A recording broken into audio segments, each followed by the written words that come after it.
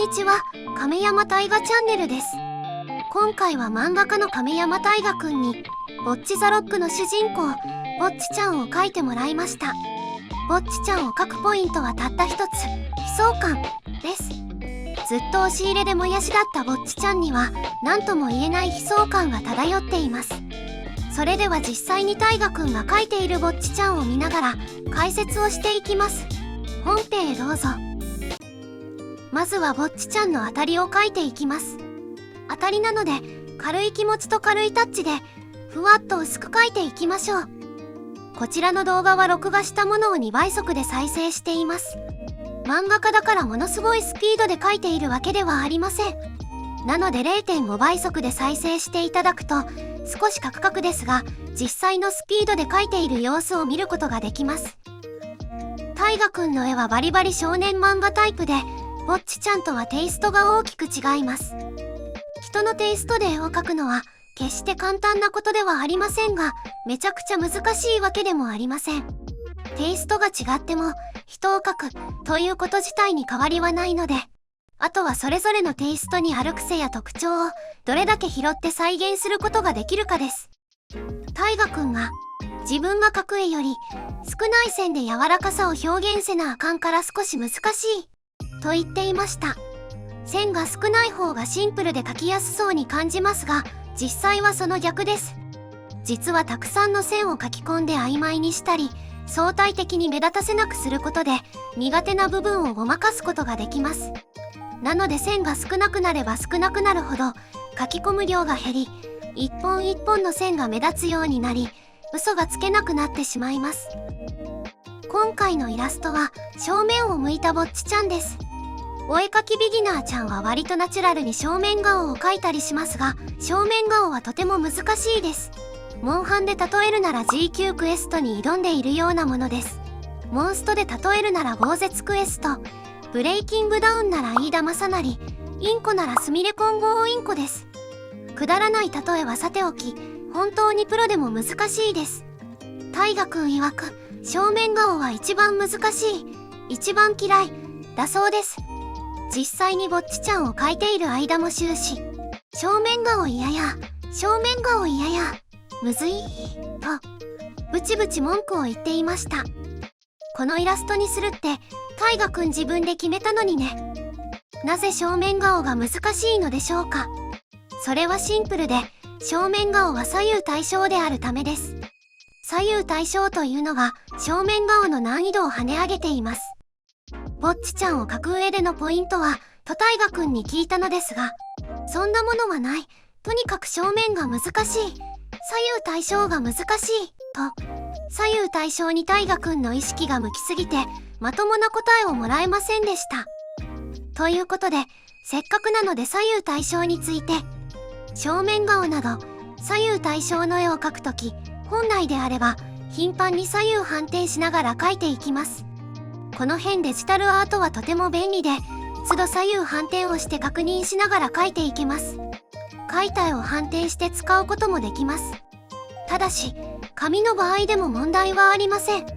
紙をひっくり返して裏から光を当てることで左右反転の状態を確認することができます。トレース台なんかがまさにぴったりのアイテムであると便利ですね。ただトレース台がなくてもタブレット端末に真っ白な画像を映し出してそこに紙を載せて疑似トレース台として確認することもできます。ただタブレット端末がなくても天井の蛍光灯で確認することもできます。反転して確認したいんやけどなんか貼り付けてあるからと大河くんが言いました。ボッチちゃんのイラストメイキングですが撮影の関係上紙がずれないように四隅をマスキングテープで固定しています。そのため裏面から絵を確認することができず終始苦しんでいました。なぜいちいち左右反転して確認する必要があるのかというと、左右反転でイラストを見ると左右のズレを確認しやすくなるためです。これは左右対称の絵に限った話ではありません。別に普通の向きでいい感じだったらそれでいいのではと思うかもしれませんが、正しく描かれていない絵は左右反転すると違和感があり不自然に見えます。正しく描けていれば左右反転しても自然に見えるのです。ちなみにですが漫画家の亀山大河くん、今回ぼっちちゃんの正面顔見事に失敗しています。ぼっちちゃん完成後左右反転したぼっちちゃんをお見せしますので乞うご期待ください。今回大河くんが失敗したようにプロの漫画家でも正面から描くのはとても難しいです。うまく描くコツはとにかく左右反転しながら左右のズレを確認し修正していくこと。綺麗に左右対称に描くスキルというよりかは左右のズレを発見できる目を養う方が重要です。大河くん曰く一発でズレなく正面顔を描ける人なんて新妻英二先生くらいではないかとのことでした。新妻英二先生は本当にすごい方だそうで、その人を知らなかった私はいろいろ大河くんに何連載してた人とかそんなすごい人なんと聞きまくっていました。後からググって大河くんをビンタしてやりたくなりました。ということでうまく描けないのが当たり前なので気を落とさないでください。正面からの絵はできるだけ避けるという技もあります。それでもどうしても綺麗に正面顔が描きたいというあなた、どうしても諦めきれないあなた、罫線付きの紙や定規、分度器など文明の利器と共に戦うこともできます。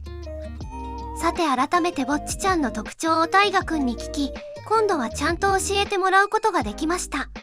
ぼっちちゃんはピンク色の髪、そして青い目で個性は出ていますが、白黒だと顔にほとんど特徴はなく、せいぜい頭の側面にへばりついたナタデココと前髪が長めで目にかかっているということくらいです。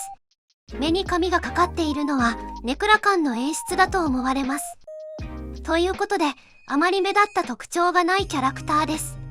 ここで来ましたぼっちちゃんのポイント、悲壮感です。ぼっちちゃんは超絶コニショウで学校ではずっと一人ぼっちなのですが、日の目を浴びちやほやされるべく日々懸命に努力をしています。ネガティブな雰囲気を出しつつもそれでも目は死んでいない、それがぼっちちゃんの悲壮感です。ぼっちちゃんは他の女の子がいっぱい出てくるアニメと比べて眼球の左上にある白い丸、目の反射の部分が少し他のアニメと比べて小さかったり薄かったり、あと前髪で隠れていたりしています。一瞬死んだような目、輝きのない目に見えますがちゃんと見ると輝いているといった感じです。あとは悲壮感をさらに演出するための垂れ眉にどこか自信のない動きが小さなポーズでぼっちちゃんが出来上がります。調子に乗っている時やグヘヘとなっている時のぼっちちゃんには当てはまらないのですが、今描いているイラストがいい感じにぼっちちゃんらしさが出ていると判断し、このイラストを選びました。それとついでに今描いているぼっちちゃんに限って言えばどこか緊張していてどこかこわばった感じが出ています。いつの間にか右のぼっちちゃんが完成し左のぼっちちゃんがスタートしていますね。それではお待たせしました。完成したぼっちちゃんを反転した姿がこちら。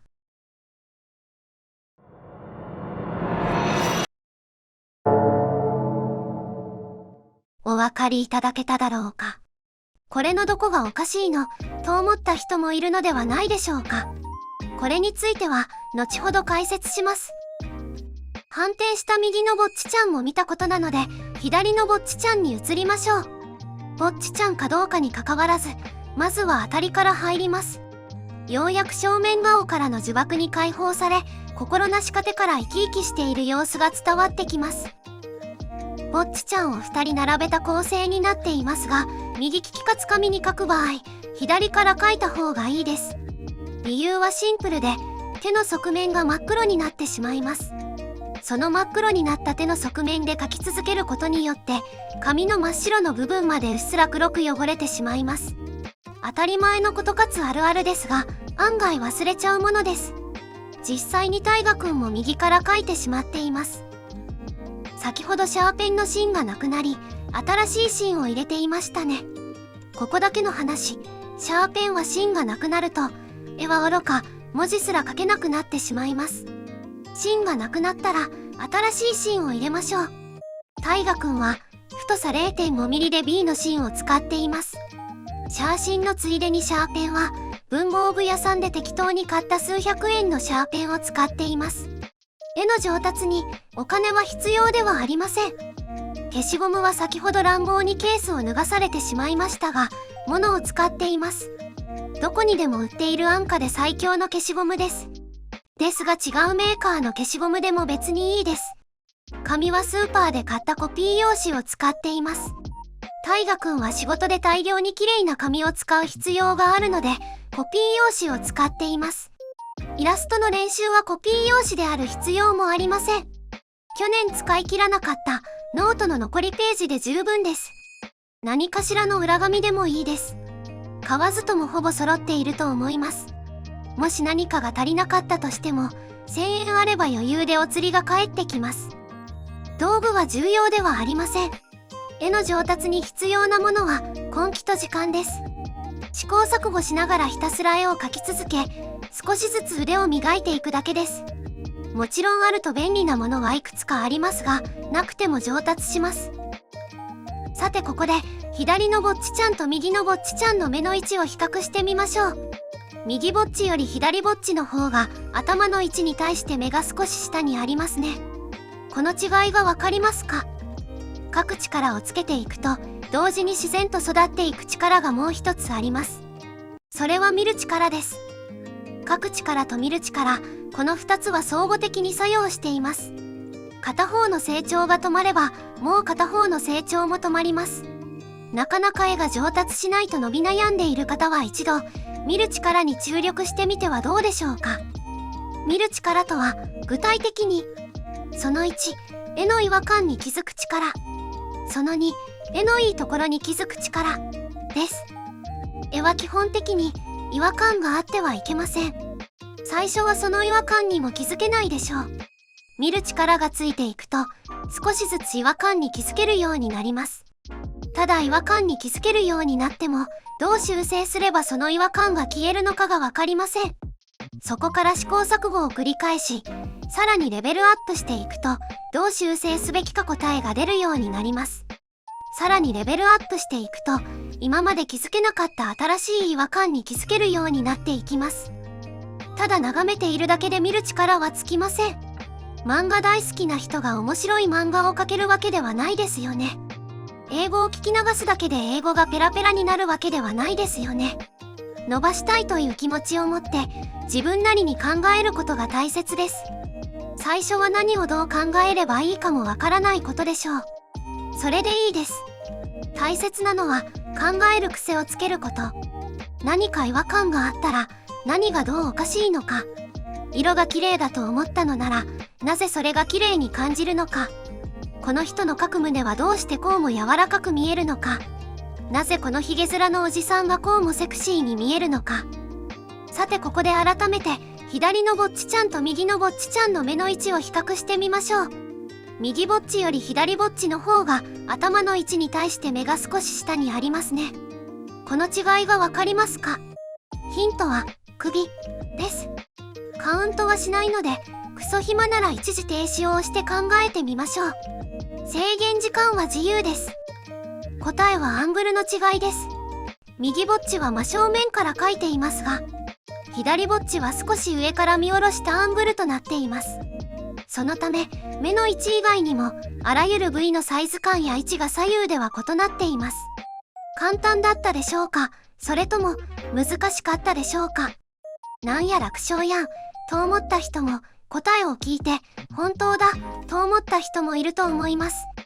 中にはこういう違いじゃないのと違う答えを持ってきた人もいるでしょう。ここでまた問題。左のぼっちちゃんはまだ一つ大切なものが書かれていません。